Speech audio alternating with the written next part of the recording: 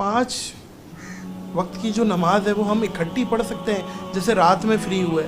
یہ تو ویسے تو پڑھنی تو دیکھیں نماز تو اپنے ٹائم پہ ہی چاہیے، جو کہ فرض علوم ہے اس کو نہیں، لیکن جو نہیں پڑھتا اس کے لیے کیا اس پہ شریعت کہتی ہے کہ وہ رات کو اس کو احساس ہو رہا ہے کہ یار چلو میں نماز پڑھ لوں، تو 5 وقت اکٹھی پڑھ لے؟ 5 وقت تو نہیں، لیکن 3 وقت میں اجازت ہے۔ اس میں بھی فجر کو الگ سے پڑھنا ہے آپ نے۔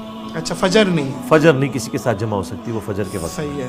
اور میں آپ کی پاکستان لیول کی ایسی سیلیبریٹیز کو جانتا ہوں جنہیں لوگ تو سمجھتے ہیں کہ یہ دنیا دار لوگ ہیں، لیکن وہ لوگ صرف رات کو اس وجہ سے نہیں سوتے کہ فجر کی نماز قضا نہ ہو جائے۔ واہ، ٹھیک ہے، جب ان کی زندگی میں بدلاؤ آیا ہے، اچھی بات۔ فجر پڑھ کے سوتے ہیں اور پھر وہ زہر سے پہلے اٹھتے ہیں، اور یہ کوئی گناہ بھی نہیں ہے۔ لوگوں میں مشہور ہے کہ جی فجر پڑھ کے سو گئے تو عقل زائل ہو جائے گی۔ ظاہر ہے اب جس کی رات کی ڈیوٹی ہے تو وہ تو دن کو سوئے گا نا، صرف نماز قضا نہ ہو۔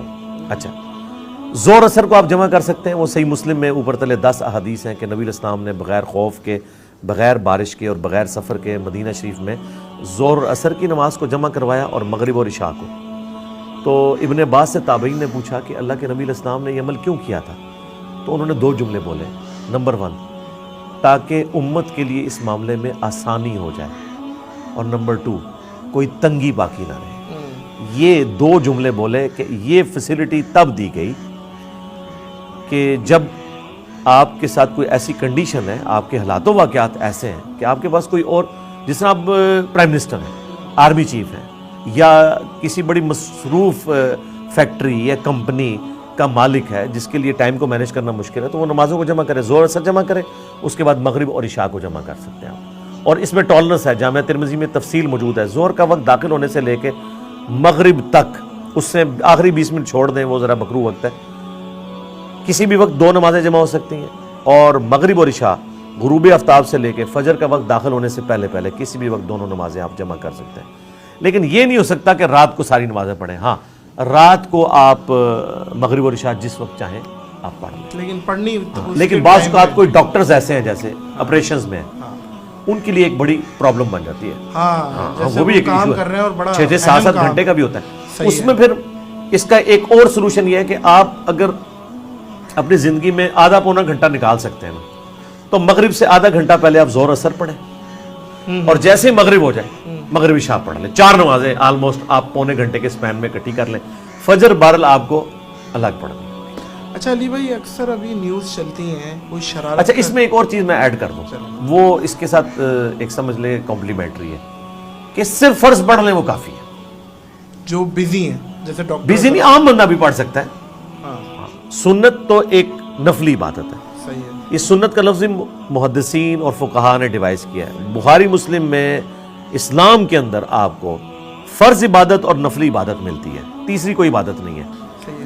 یہ سنت موقدہ وہ ہیں جو نبی علیہ السلام نے ہمیشہ پڑھی، ہم انہیں کہتے ہیں یہ وہ نفل ہیں جو سنت مؤکدہ ہیں، تاکید کیے گئے، کہ یعنی نبی علیہ السلام نے اپنے اوپر اوبلیگیٹ کیا۔ پڑھیں آپ بھی پڑھیں۔ ہاں پڑھ، البتہ اگر آپ چھوڑ دیتے ہیں تو بخاری مسلم میں 2 بڑی مشہور حدیثیں میں کمبائنڈ کر کے بیان کر دیتا ہوں۔ ایک صحابی ہے، انہوں نے کہا یا رسول اللہ مجھے بتائیں کہ کیا ریکوائرمنٹ ہے۔ اللہ کی توحید، نبی علیہ السلام نے فرمایا اس پہ کاربند رہو، شرک نہ کرو، مجھے اللہ کا پیغمبر مانو۔ پھر آپ نے فرمایا کہ فرض نماز پڑھ لو۔ اور دوسری حدیث جو بخاری مسلم کی، اس میں الفاظ ہیں کہ فرض نماز پڑھو، ہاں مگر اگر تم نفلی پڑھنا چاہو تمہاری مرضی۔ ٹھیک ہے، یہ ساتھ آپ فرض روزے رکھ لو، ہاں اگر تم نفلی روزہ رکھنا چاہو تو تمہاری مرضی۔ فرض زکوٰۃ دو، ہاں تم نفلی صدقہ کرنا چاہو تو تمہاری مرضی۔ اس صحابی نے کہا یا رسول اللہ جتنا آپ نے مجھے بتایا نا، اس میں میں کوئی ایڈ نہیں کروں گا، نہ اس میں سے مائنس۔ جو فرض ہی میں پڑھوں گا ایڈ نہیں کروں گا، مائنس بھی نہیں کروں گا۔ جب وہ پلٹا تو نبی علیہ السلام فرمایا کسی نے جنتی کو دیکھنا ہے نا، اس کو دیکھ لو، اور اگر یہ اپنی بات پہ قائم رہا تو یہ کامیاب ہو گیا۔ واہ واہ۔ اچھا، اب اس میں وہ لوگ کہتے ہیں نہیں جب فرض نماز کا ذکر ہے نا تو اس سے مراد ہے ساتھ سنتیں بھی ہیں۔ ہم کہتے ہیں رکو ذرا، صبر کرو، اگر یہی بات ہے تو کیا جب حضور یہ کہہ رہے تھے رمضان کے فرض روزے رکھ لو اور ساتھ جو نفلی روزے ہیں جو سوموار اور جمعرات کا یہ بھی اوبلیگیٹری ہے؟